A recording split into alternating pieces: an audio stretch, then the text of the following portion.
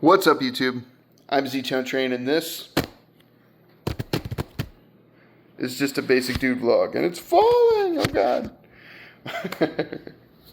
I'm leaving it in. I don't care. We're doing one take. I've wanted to do this video for a long time, and I kind of like every once in a while to have like a milestone sort of video where I don't do an unboxing of a knife or a review of a new piece of equipment. This video is going to be a little bit different because I did take some notes about the history of the thing that we're talking about today. I can see a lot of blue light off my glasses. That's from my laptop, and I don't think that's ever going to go away. That's not a thing that I could fix, so we're just going to have to deal with that. That looks crazy, but that's all right. So today what we're talking about is this knife. This is the Shrade-Walden H-15 Utility Hunter. And this particular Shrade-Walden H-15 Utility Hunter was my grandfather's. And he gave it to me maybe 2.5 months before he passed away. And the first time that I remember seeing this knife was when we first moved to Grandview from California. He used to have his tools under this old car, lean-to against your house, like a carport. And his tools were under this carport in the back. And this was in his tools, except it was a lot. He hadn't cleaned any of the rust off it a long time. There's this rusty, weird, red-handled knife that was sitting in his toolbox. And I don't know what reason he had to pull it out and clean it up and sharpen it up. And the reason that at first he asked me to take it and I was going to make a new sheath for it, because I do a little bit of leather stuff sometimes. I was going to make a new sheath for it. And just never got the chance. He got super sick, and a bunch of stuff happened, and then he passed away later on, a little bit later on. So he told me that I could keep it a couple months before he had passed away, and it's one of the things that I have that was his. I know that he bought this one in the 50s.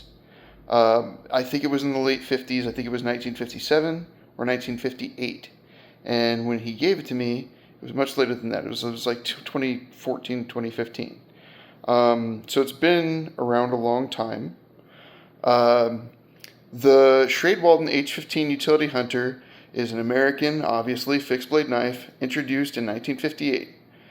It was designed as a civilian hunting tool. Now you see these a lot online, both being sold as or just being asked about whether or not this is a military knife. Now this has no history. You can't find a history of it being a knife that was issued to the military.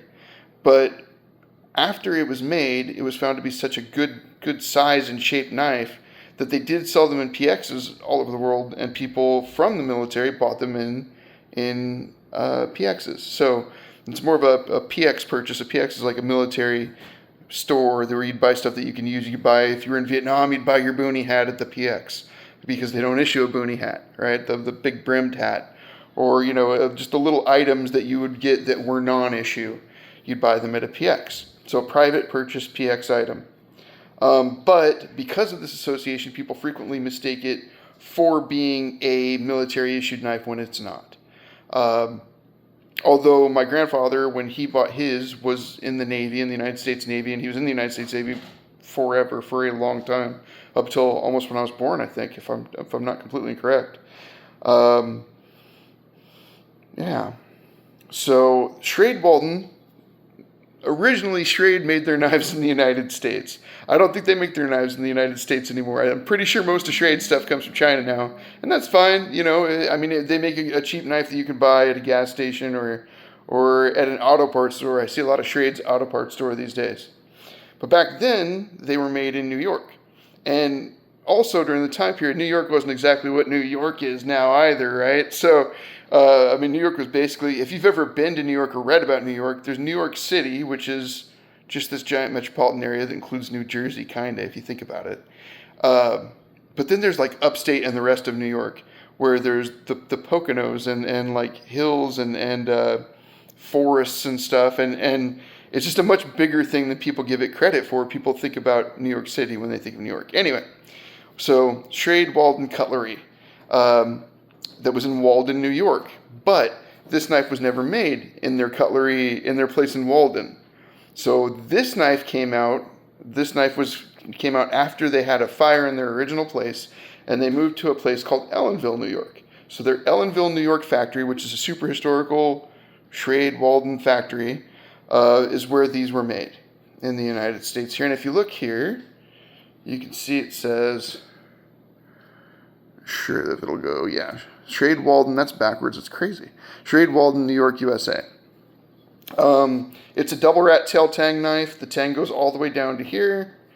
The double rat tail tang has, you can even see the thickness, how thick the tang is, right there, with leather washers, red plastic and sometimes brown plastic end caps on it.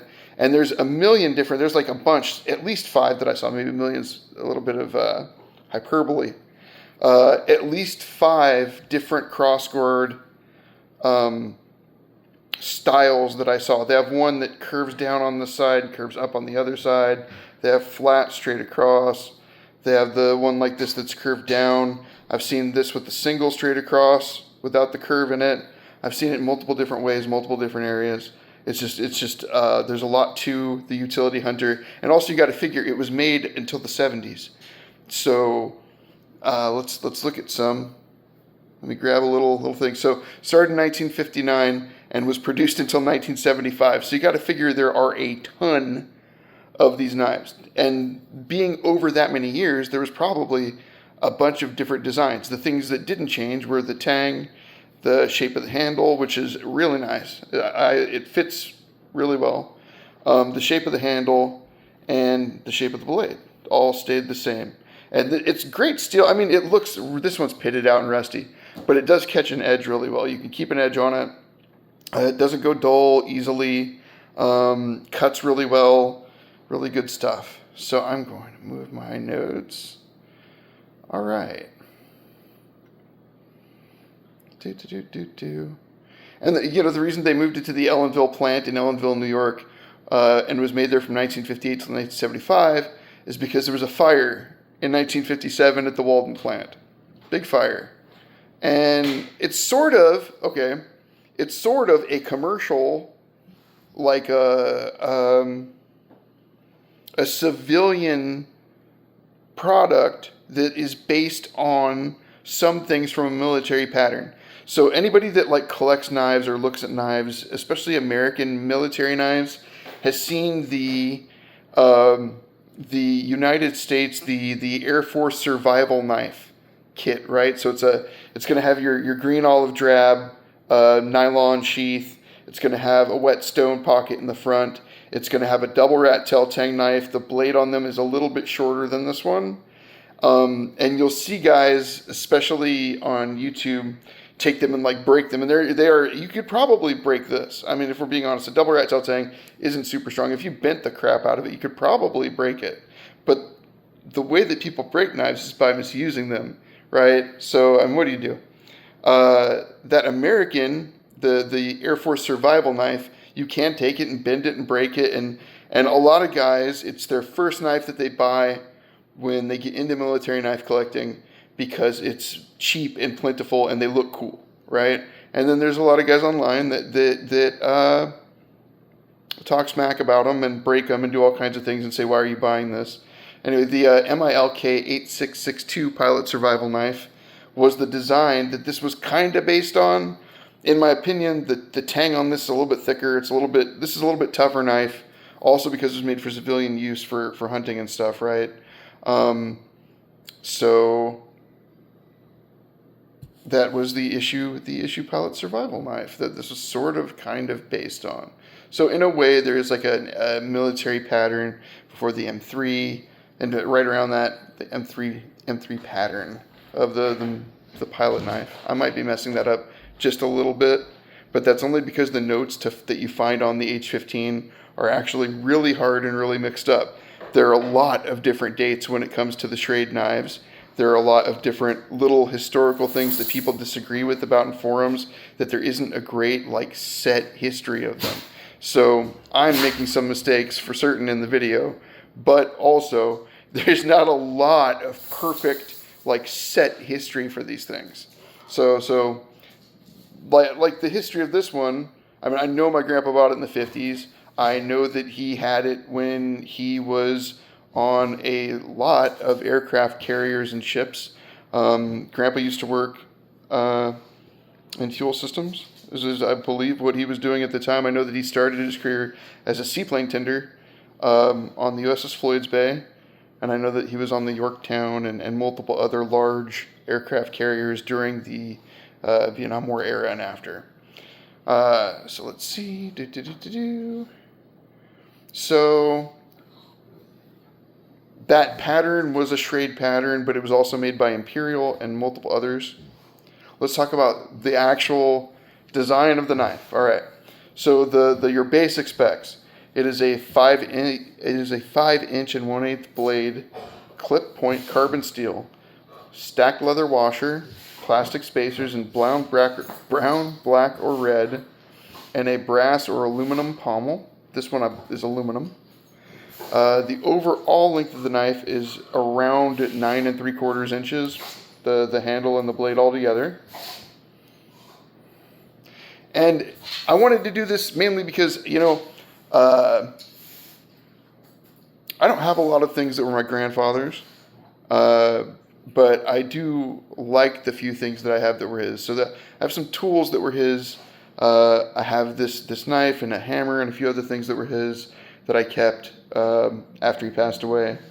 And I also have a pair of channel lock pliers that weren't they were like his father's pliers, and he gave those to me a long time ago too, and told me, don't lose these, right?